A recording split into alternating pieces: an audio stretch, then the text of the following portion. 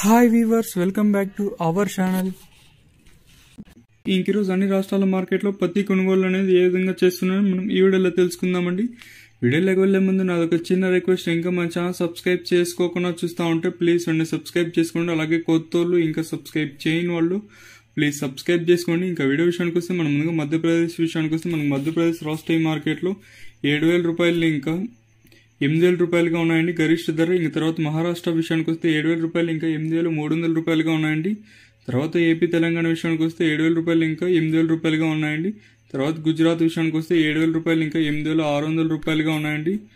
ఇంకా తర్వాత కర్ణాటక విషయానికి వస్తే 7,000 రూపాయలు ఇంకా 8,300 రూపాయలుగా ఉన్నాయండి. పంజాబ్ విషయానికి వస్తే 7,000 రూపాయలు ఇంకా 7,800 రూపాయలుగా ఉన్నాయండి. తర్వాత హర్యానా విషయానికి వస్తే మనకు హర్యానా రాష్ట్రీయ మార్కెట్లో 7,000 రూపాయలు ఇంకా 8,000 రూపాయలుగా ఉన్నాయండి.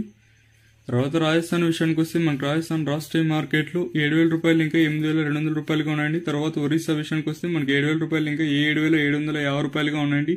ఇవండి ఈరోజు అన్ని రాష్ట్రాల మార్కెట్లలోని పత్తి ధరలు. నేను చెప్పే ధరలను గరిష్ట ధర అంటే బెస్ట్ డ్రై రకాల మంచి మాత్రమే చెప్తున్నానండి.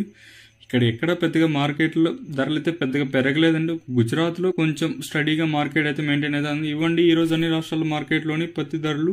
ప్లీజ్ ఇలాంటి లేటెస్ట్ అప్డేట్స్ కోసం మన ఛానల్ డైలీ ఫాలో అవుతున్నాడు. అలా కొత్త వాళ్ళు ఇంకా సబ్స్క్రైబ్ చేయని వాళ్ళు వెంటనే సబ్స్క్రైబ్ చేసుకుని వీడియో నచ్చితే లైక్ చేయండి. లైక్ చేయని వాళ్ళు